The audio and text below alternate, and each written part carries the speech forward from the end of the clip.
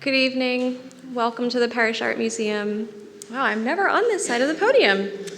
My name is Olivia Mangini. I am the manager for public programs here at the parish. So thank you all so much for coming out, spending a lovely Friday evening indoors with us here instead of outside. Welcome to PechaKucha Night Hamptons Volume 40. First, I'd like to start by thanking our Friday night sponsors, the Corcoran Group, for their support of Friday night programs here at the parish. They really do help make possible all of the programming and events, talks like these, films, concerts possible here. So thank you to the Corcoran Group. Welcome to PechaKucha Night Hamptons Volume 40. PechaKucha started here at the parish in 2013, and after so many years, as in its 40th iteration, we've featured hundreds of artists and creative people living and working here on the East End. For anyone that's unfamiliar, a little background on PechaKucha. It was created in Japan in 2003 by renowned architects Astrid Klein and Mark Ditham, and gives presenters 400 seconds with 20 images that advance every 20 seconds to tell their story. The word PechaKucha itself is the Japanese sound for chit-chat, and in the 21 years since it began, PechaKucha has gone global and is now hosted in more than 1,300 cities around the world and has featured more than 130,000 presentations, and we are one part of that. And so tonight we're really pleased to welcome 6 artists and creative people from across the East End: Adam Baronello, Isadora Caprero, Donna Corvey, Edgar Papazian, Lila Pinto, and the parish's own Alexis Torres Marroquin. And so before we get started, since this is the parish's 40th volume of PechaKucha Night Hamptons, the founders of PechaKucha sent us a really lovely little video that we'd like to share with you tonight. So to get started, I would like to introduce Adam Baronello. Adam Baronello is a multidisciplinary artist that resides on the East End of Long Island. He creates music, movements, film, fashion, and visual art to present one cohesive message.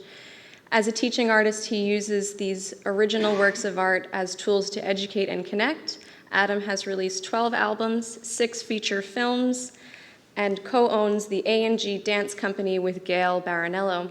His 6th feature film, Race Car, has been screened at 22 film festivals around the world to date. He has a residency for his visual art and dance company at the Southampton Cultural Center and is also the creative director consultant for various organizations on the East End. So welcome, Adam.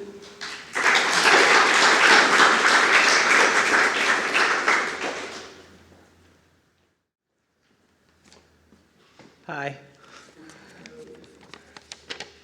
The most awkward part is like the first minute of being in front of people. Thanks for having me. I'm very excited to be here. I'm a multidisciplinary artist.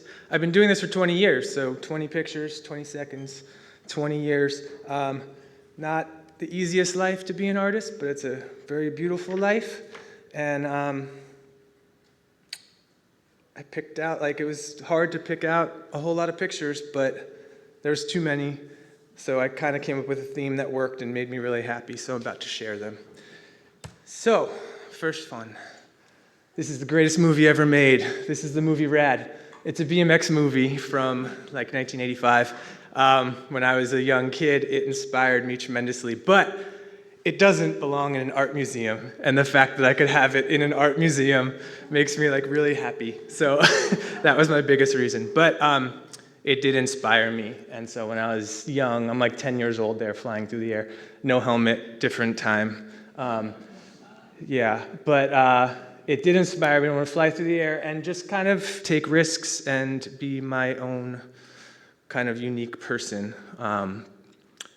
This is a skull, microphone, hat. This is my logo, so if you see this, that means I made it. As a multidisciplinary artist, I wanted to have something that you could notice and see in whatever it is and be like, oh, Adam made that. So early on, decided, need to have a logo, a symbol, and that's what I came up with. This is the most important picture. That's my wife, Gail. As you heard, we have the dance company together. my life wouldn't be where it's at without her. You share a life together and a career. I can't imagine I wouldn't be right here right now. And a whole lot of things would be different. I hate talking about my personal life, but I figured you guys might want to see our first photo shoot from 20 years ago. I had a lot more hair. Gail looks the same. But holding a notebook, and that was us like sketching out ideas for where we wanted to go with our careers. And we're still feel like we're getting started. That's here. When the museum opened 2013 and 14, we did dance parties here for kids. I'm wearing the same sweater. He's a lot taller than me now. That's a student of mine, Henry. He's like 17 or 18 years old now. So it's funny to see these kids and they come up to me and they're like, Adam, and they were this big. That's the greatest car in the world. That's my favorite car. That's my car. It's a Mini Cooper. It took me 12 years to get a Mini Cooper through my art. That was my goal. I love it every single day. But it's at the Watermill Center, which was another goal of mine, to be asked to work at the Watermill Center, and that took a long time, but it happened this year.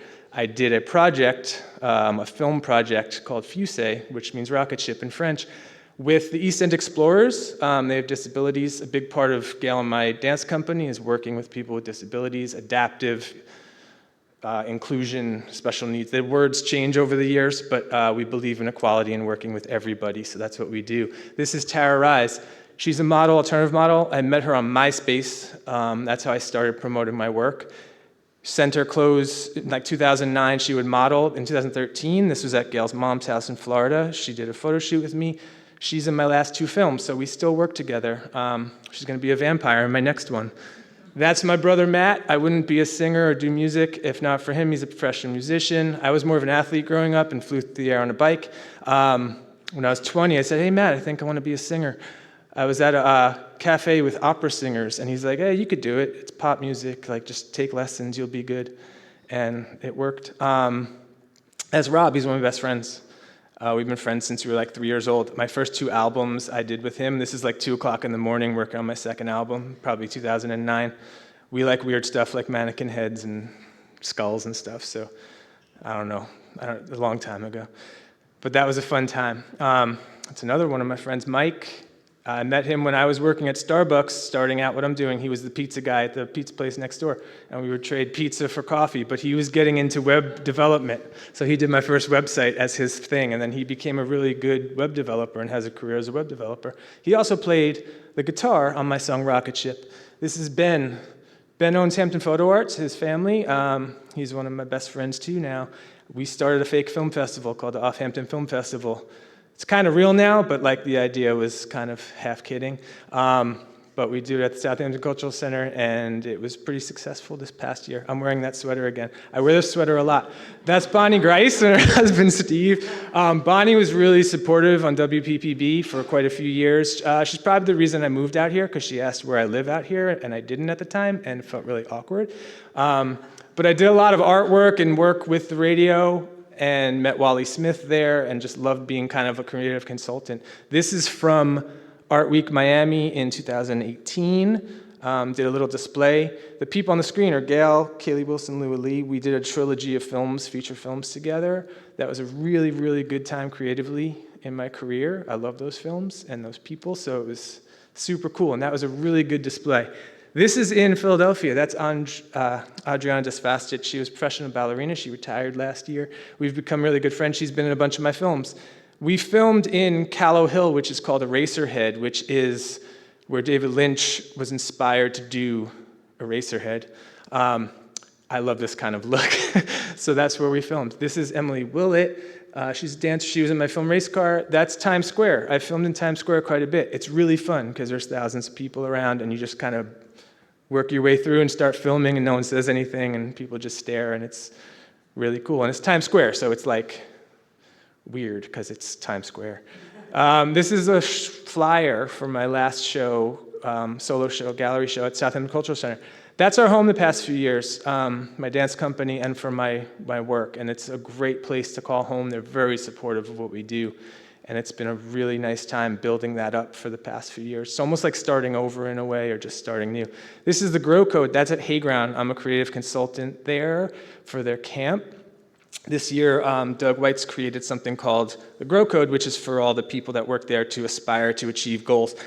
I created the symbols for each goal they're aspiring for, so that creates that kind of language. But it was really, really cool because symbols connect and make a language. Last picture, do what you love. If I haven't done what I've loved for the past 20 years, I wouldn't make all the friends that I've made. And that's why, like, all these pictures, I came back to, like, I've made all these cool relationships, met all these really cool people. I'd much rather talk about them than anything else. So I just wanted to showcase all their work. Thank you very much, everybody. Woo!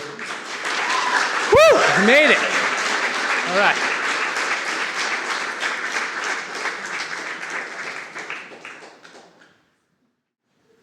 And you've done it all in your lucky sweater.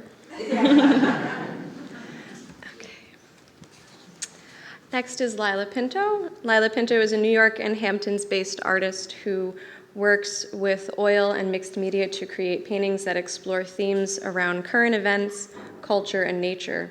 Inspired by her career on Wall Street as a managing director, she creates large abstract paintings about events that shaped the global economy, like the financial crisis and Brexit, translating those emotions and impressions into colorful, expressive canvases. Lila's work has been included in prestigious juried exhibitions and galleries, received awards, published, and even displayed on the Jumbotron in Times Square, at the Oculus World Trade Center, in Hudson Yards, and on a 24-foot tall monolith at Scope Art Fair during Art Basel Miami, and Metaverse Summit in Monte Carlo. Please welcome Lila Pinto.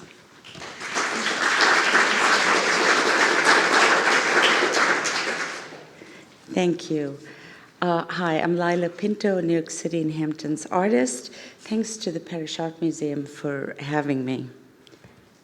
By way of background, I was born in India to incredibly supportive parents who instilled in me the belief that I could achieve anything I set my mind to. So here's a picture with my mom and dad. After graduating from college with a degree in psychology, I moved to New York to pursue higher education. As a single mom, I needed to make ends meet, so I enrolled at Columbia Business School, earning an MBA in finance. I was hired out of Columbia to work for a major Wall Street firm and went on to become a managing director, and I'm still there a long time later. The combination of my Wall Street job and being a parent left little time to pursue much else. And while I was always passionate about the arts, I'd never picked up a paintbrush in my life. So it was only until after the financial crisis that I had a little bit of time. My daughter was older and I took an art class. And then I started to paint. So this slide, which is one of my ocean series, and the next few shows my journey. Here are two still life paintings and done in oil on canvas. And the painting in the middle is in the Hudson River School style. I was learning how to paint while working full-time on Wall Street. I was taking classes at night and weekends, learned how to paint portraits. So the painting on the left is my master copy of Rembrandt, and that's a Dutch floral on the right. With time, I started to paint more loosely, more abstractly. I got inspired by some of the great abstract expressionists out here, like Helen Frankenthaler, Willem de Kooning, and others. As you can see, the paintings became more colorful. I incorporated different mediums, and it was just kind of having fun doing my own thing. This painting ended up being curated onto the Morgan Stanley headquarters in Times Square, and then I got my first solo show, which was based on my Wall Street series of paintings. Those paintings were my abstract renderings of my career on Wall Street, major events, my computer trading screens, and the colors that I chose were, vibrant. They were red and green to signify market fluctuations. I was inspired in this series by Gerhard Richter. I'd seen a show in New York, and I said, I want to paint like him. The next couple of paintings are my depiction of Brexit. So Brexit was a very binary event, either for or against, and so my use of color was black and white, and I was trying to capture the emotions of the people that that they were experiencing, the angst, the anxiety, the fear, the uncertainty. Then during COVID, I pivoted and I became interested in digital art and technology.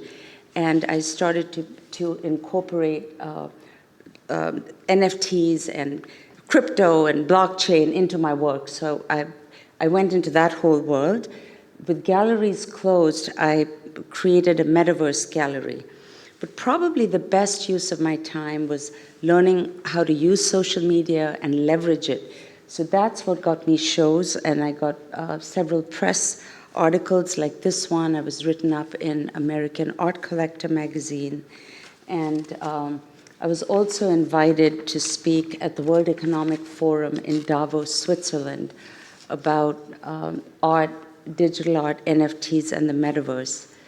My paintings then went on to be shown on major landmarks like Hudson Yards and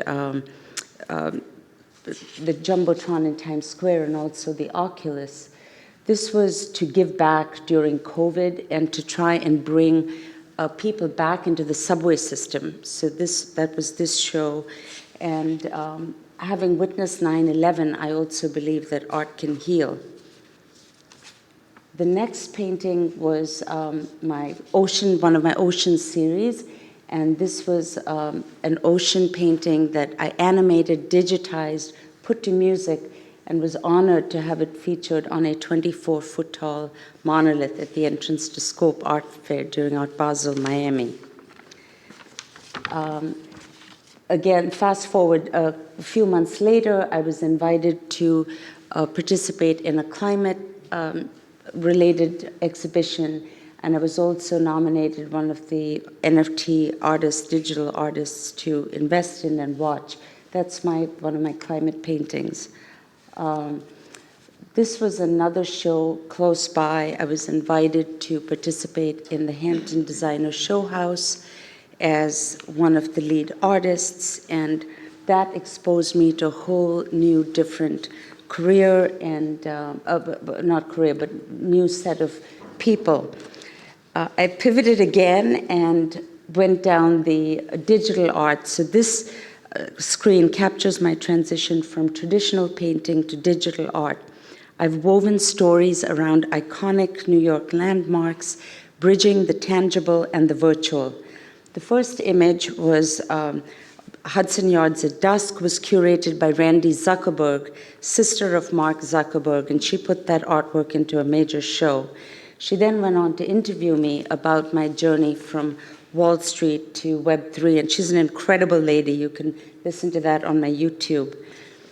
Recently, I was invited to paint a large mural in Harlem. I'd never painted a big physical wall like that, but I jumped in because it was to give back to the community and to uplift the community. I then created a digital piece based on that, and then I was, that nominated, I guess there was a show on Times Square. So in conclusion, I just want to say thank you all for being here. I'm so grateful for all the people that I've met on this journey. And I'm going to be in a solo show in a couple of weeks. I also have another solo show in August at a gallery in Watermill, and I'll post all those details on social media. Look forward to connecting with you there. Thank you so much.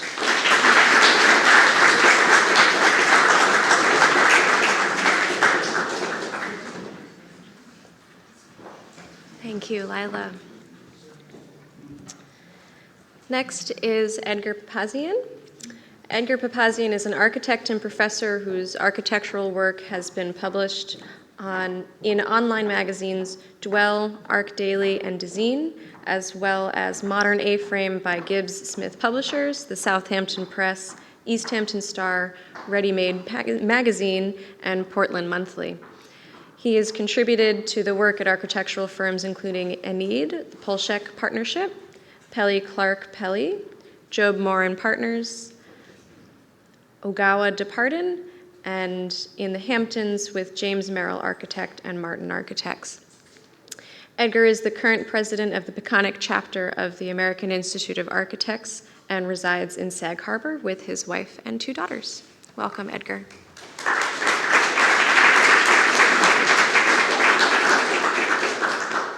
Thank you, Olivia. That was a great introduction. I think I'll just head straight into it. The 1970s, relaxing Hampton sensations, heat, sweat, sand, grass between my toes, the brilliant light in my eyes. We came to this world apart to take off most of our clothes and sit on the beach, swim in the ocean, briefly stripped of societal mediation. I'm a historian from the future, another ident for an architect. Cursed Cassandra, come to tell you what has happened here. 26 years from now, there are almost 10 billion people on the planet. CO2 levels are 550 parts per million, and sea level is 2 feet higher than today. The real estate industrial complex is now religion, with its great barn churches pledged to the Lord resale. Recombinant generic AI imagery and realty have had a marriage made in heaven. Ever larger turnkey houses, turgid slatted stuccoed boxes, or engorged gambrel mansards blot the landscape. AIs can get and process permits. Local zoning regs are gamified, reduced to algorithms. Variances are rubber stamped.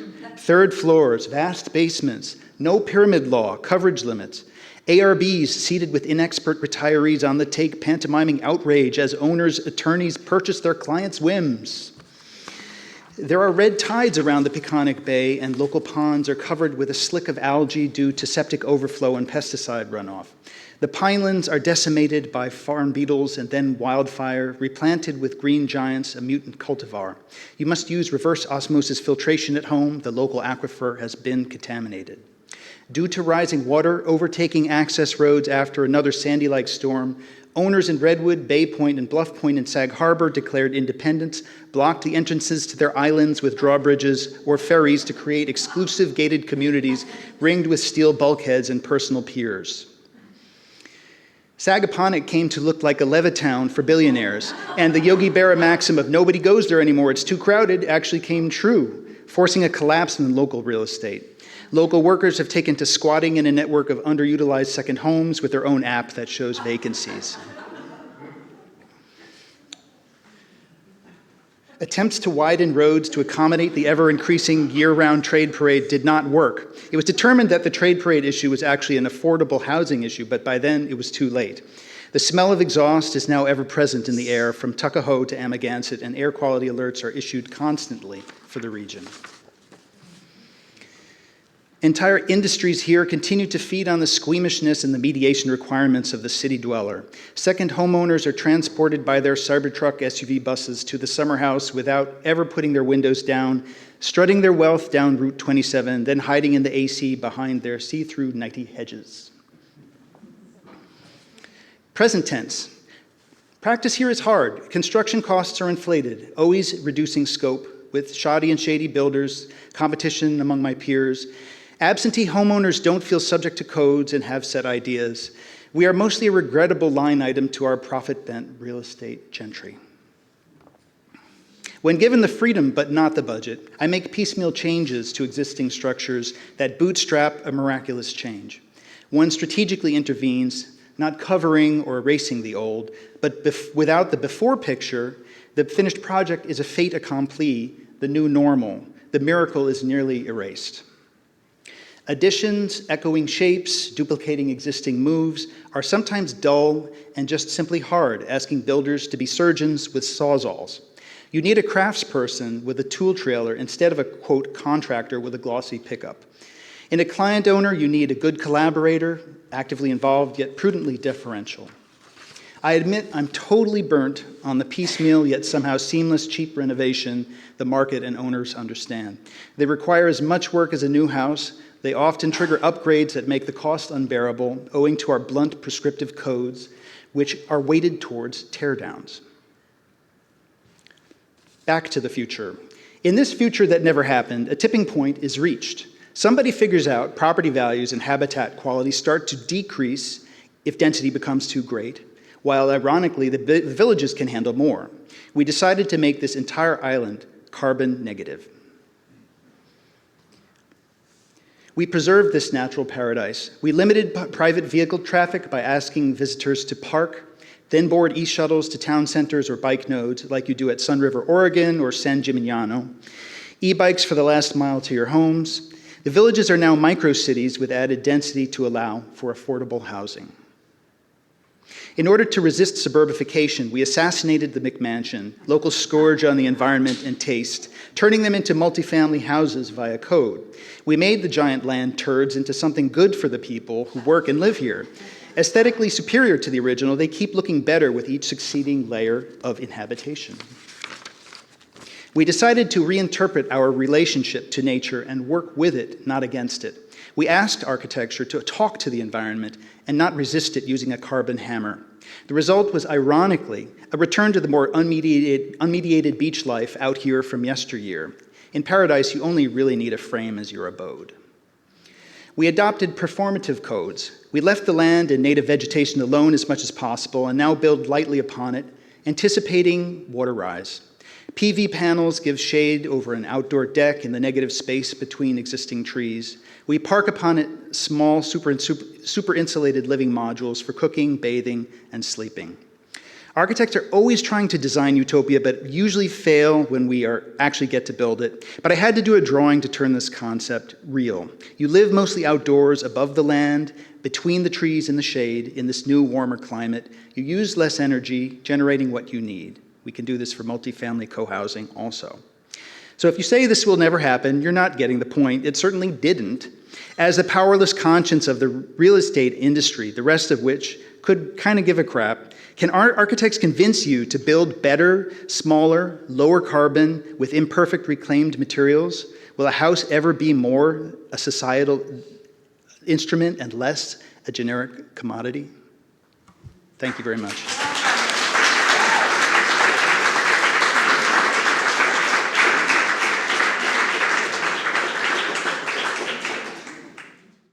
Edgar, I see a future for you as a dystopian screenwriter,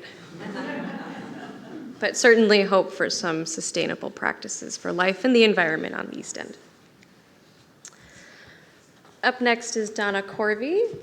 Born in New York City, Donna Corvey is a graduate of the High School of Art and Design, Parsons School of Design, and the New School. Her career began in illustration, where she maintained a studio on Prince and Broadway for many years, working with women's magazines in advertising and publishing, practicing then in watercolor, airbrush, and colored pencil.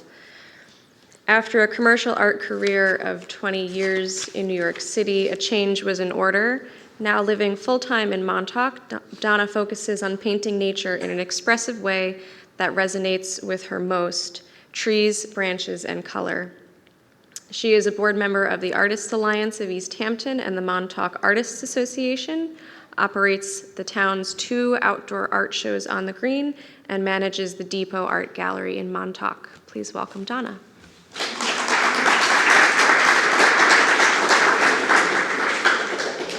Thank you, Olivia. Okay, I'm just going to get right to it. Okay. This is a painting I did when I was 11 years old, the very first painting I ever did with oil on canvas. I found it just this past year, and I was shocked. Why? And why am I showing you this? It's the subject matter. This is just a bare tree. Decades go by, I have that illustration career, I switch mediums, and what's the first thing I am possessed to paint on canvas are bare trees. Why bare trees? I can't tell you. I am just fascinated by them. I love their skeletal shapes. I love how they sound in the wind. I love how they make these patterns against the sky. Trees just have their own personality, and there's nothing wrong with a beautiful green tree or trees in autumn with their leaves. I just can't wait for the leaves to go away so I can see what they look like underneath. I think I just like naked trees. These paintings, I call them tree portraits because I find that trees have their own unique personality and shapes and styles. I've even hugged a tree. I've gone up to touch them, feel their bark. Atmosphere, Montauk gets socked in with so much fog. It's always wonderful. And I felt I had to do a painting that represented that. You know, the whole universe is sort of like this color palette. You know, nature gives us sunsets, sunrises, rain, sleet, sun, and all of these impact not just the sky, but us and the trees. I could look at the same group of trees on any other day, any time of the year, and it'll look different. But sometimes I just am there at the right moment, and I'll remember it. Oh, this is a tree I felt compelled to hug. It was so huge, and the bark was just so gnarly and deep. I could feel the energy coming out of it. I don't know. It just moves me.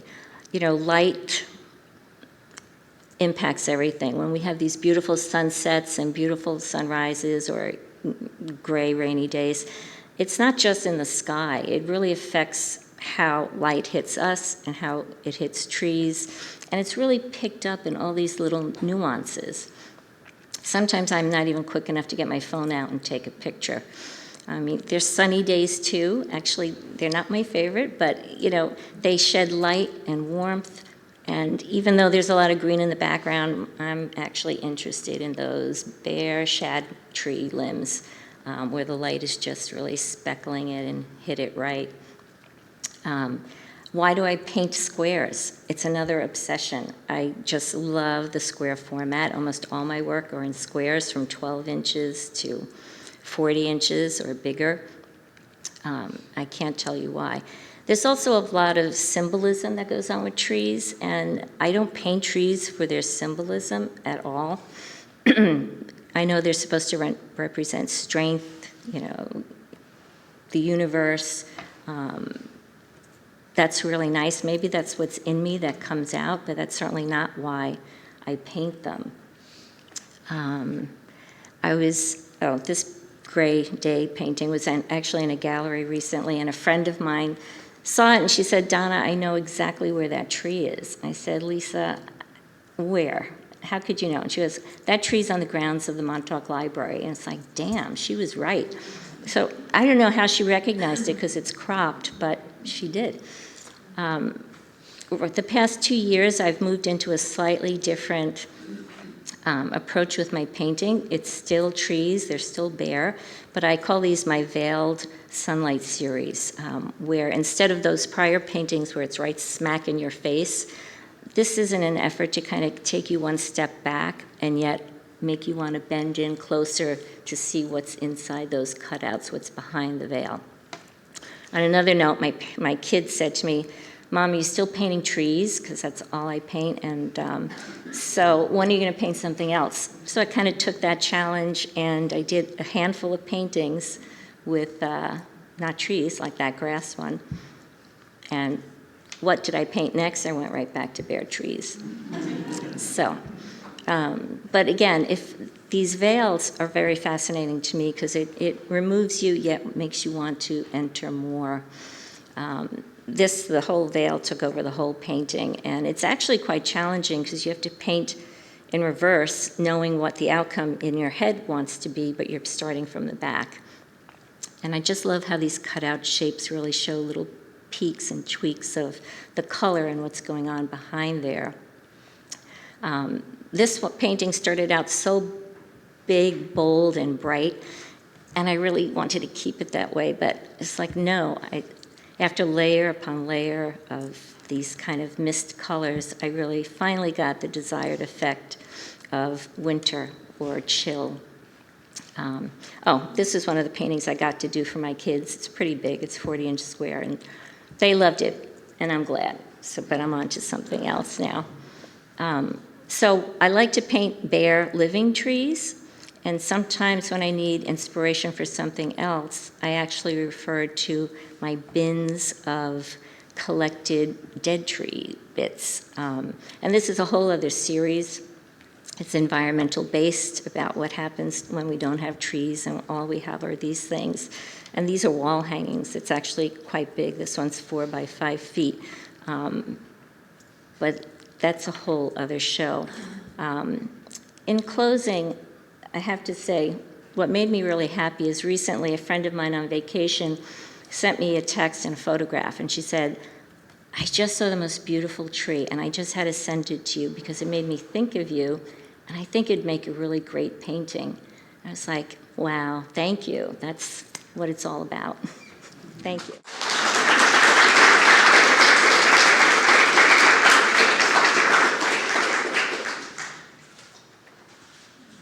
Thank you, Donna. I have some trees in my backyard. I'll send you a few photos.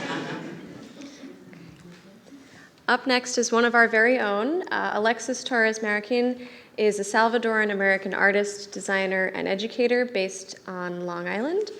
His multidisciplinary practice uses sensuality as a methodological framework to explore ways of addressing queer historical erasure and heteronormative violence in the built environment within Central America and the American Northeast. Alexis's mediums include installation art, soft sculpture, fiber art, mixed media collage, and watercolor. His work has been featured in publications such as the Subo Art magazine and the Bureau of Queer Art. Alexis has a bachelor's degree in architecture from Cornell University and will begin a Master of Fine Arts in Sculpture and Extended Media candidacy in August at the Virginia Commonwealth University School of the Arts. And Alexis is full-time as one of our education department employees here at the parish. So welcome, Alexis.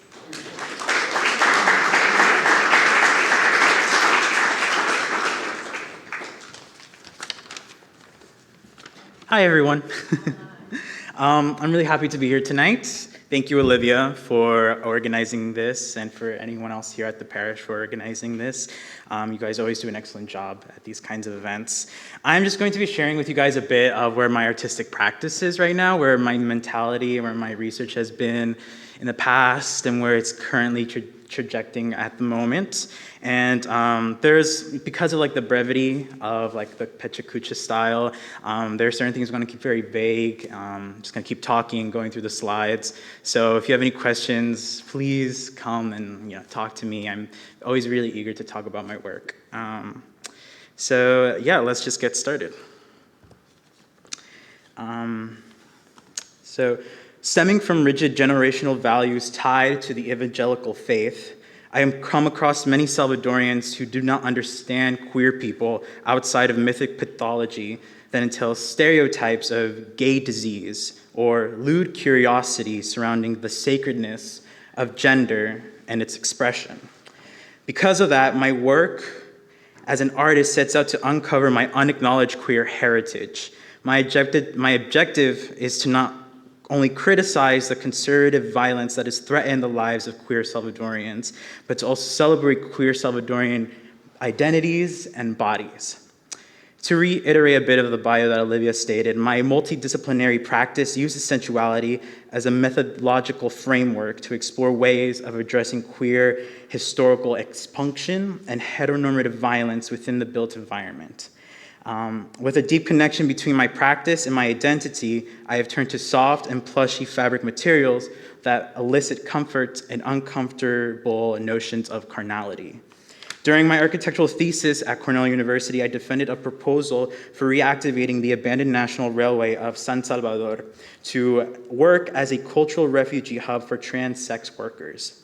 Through collaging historical documents as well as photographs of dolled up feminine trans Salvadoreñas in the red light districts frequented by militia, I called to the 1980s history of violence against trans sex workers during the Civil War era in El Salvador, a time when queer liberation first made its mark on the country. This research translated into full-scale installations of large, colorful, bejeweled, orgy-like sculpture pieces that explore queer sexuality, glamour, and violence. The display of historical photographs and video projections within the installation portray critical cultural places in the city of San Salvador and relies on aesthetics found in the central marketplace and the corrupt history of military sexual tourism via the city train station. By revitalizing the interior of an infamous antique car of the National Railway, this architectural intervention hosted 5 activities, including selling fruit, Cruising, which in promiscuous queer lingo means to find an anonymous sexual partner. Disrobing, penetrating, and the final act of prayer. The combination of faux flowers, jewelry, dolls, and photographs demonstrates notions of commemoration and respect. This work aims to acknowledge the violent erasure of trans salvadoreñas and disentangle the latent humanity embedded in these histories, which today go misunderstood and forgotten. The presence of weaponry within the installations creates a tension between the comfortable and uncomfortableness that lots of queer people feel, a feeling that's just very familiar to that kind of typical queer experience, I should say. So the bejeweling of the toy guns represents the act of queerifying violence.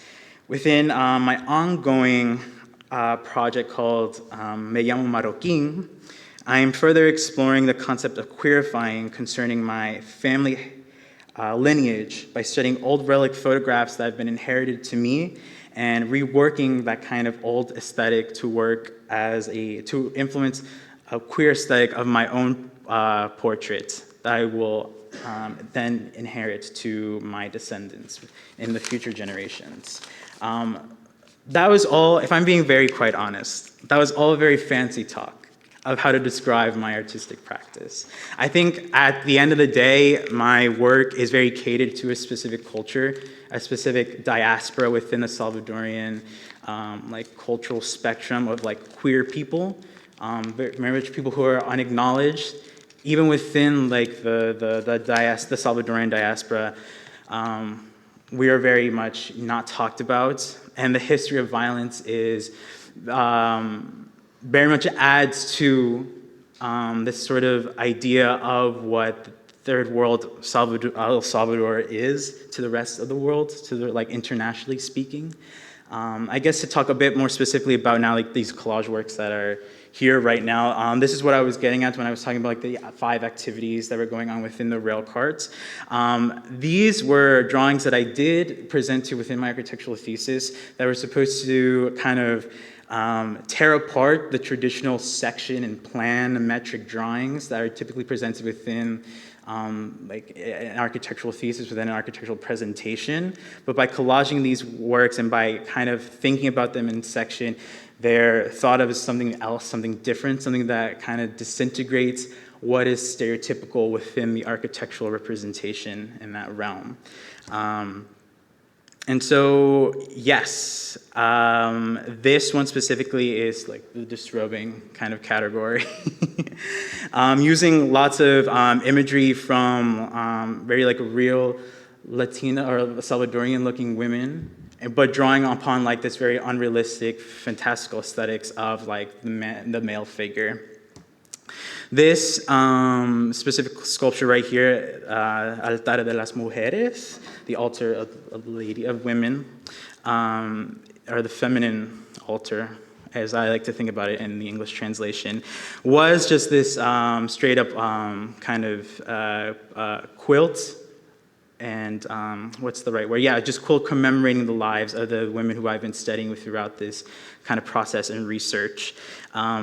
As you can see, the realistic depiction of the gun was kind of this ongoing process that I had within my practice of kind of testing the waters of how realistic I should, or how straightforward I should be in terms of depicting violence within the research and within the work. I ultimately decided again, to bejewel the gun in order to get into that queer aesthetic. And so the last image that you just saw was the portraiture that I mentioned before. Thank you guys so much.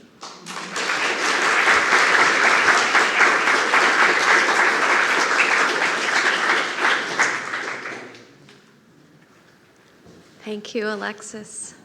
And we love that your pink shirt tonight matches all of your work. Last, but certainly not least, is Isadora Capraro. Isadora Capraro was born in Vercelli, Italy, and shortly after emigrated with her mother to Buenos Aires, Argentina, where she began her art career at University of Belgrano. Upon her completion, she moved to North America, where she apprenticed under several prominent artists. At 29 years old, Isadora has had several solo and group shows in the US, South America, Europe, and Dubai.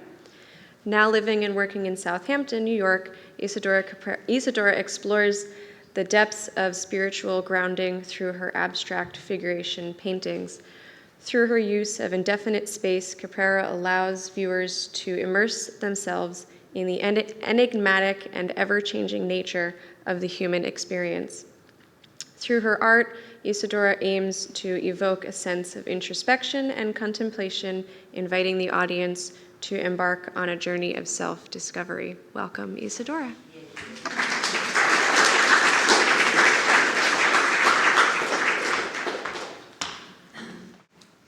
Hello, thank you. So I am now in a particular phase of my career where I am making a big switch. There has always been this tension in art history between figuration and abstraction, and that same dichotomy happens to a life of an artist. For example, all the American expressionists started, or most of them, started being figurative, and then they switched, and then they came back. So I am now at that moment where I want to become more abstract. I always added a lot of abstraction in my paintings, but I always rely in the symbol of something that you can recognize and you can relate to. And I really like that because when people see something they recognize, it can bring them a memory, hope, or it can connect with their unconscious to like very deep stuff. So that is beautiful about symbolic art. But on the other hand, I am realizing that a lot of beliefs I had of the world, of life, of myself are getting destroyed or reinvented maybe.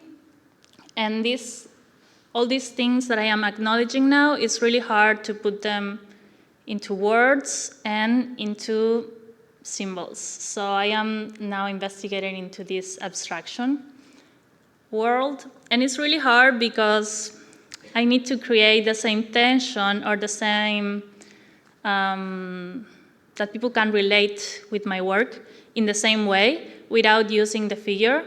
So I am in that trip right now. I am reading this book called The War of Art, and it took me many years to accept that in this book, the author tells that there is a part of us that he calls resistance that doesn't allow us to achieve our biggest potential, and that we need to fight with that resistance daily. And I was always not wanted to believe that because I want to believe that art is love and that the world is beautiful and always like this very optimistic way of looking life.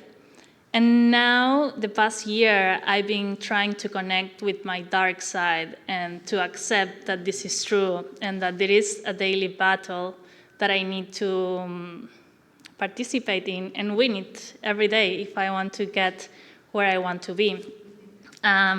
In this book, he also talks about becoming a pro and all that work that it takes.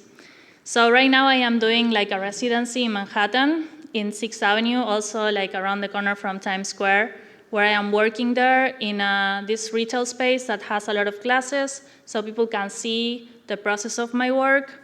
And so that is the place where I am going through this rediscovery of myself.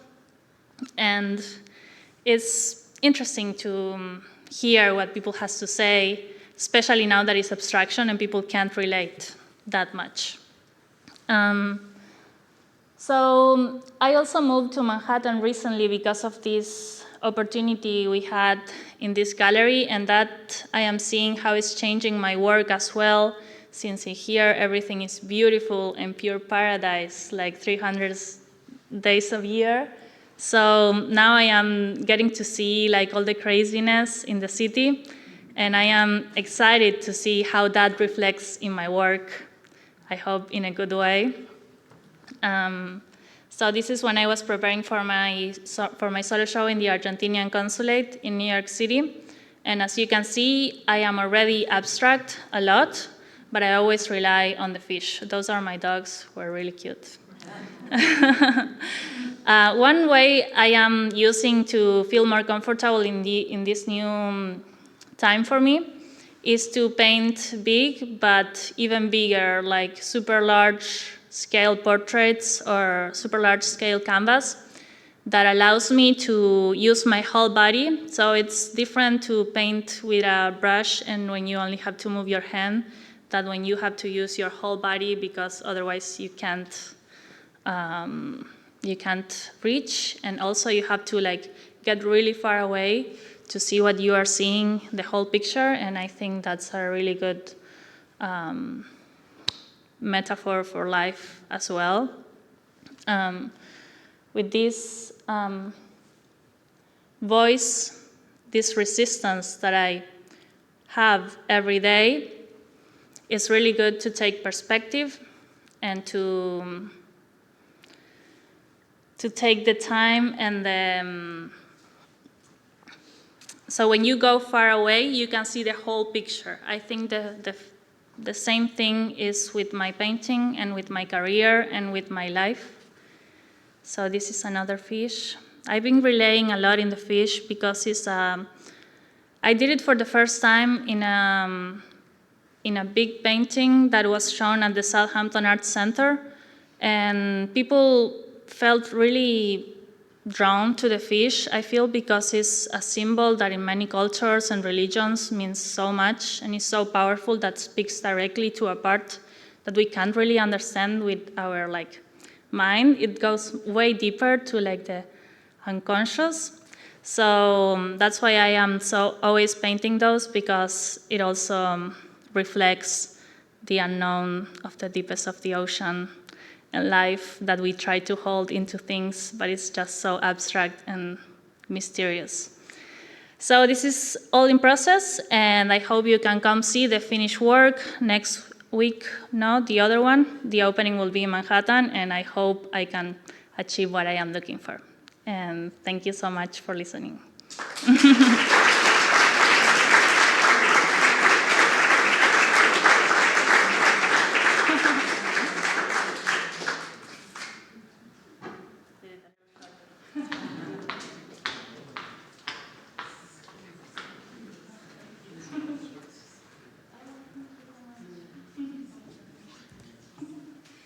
So a round of applause for all of our wonderful presentations tonight.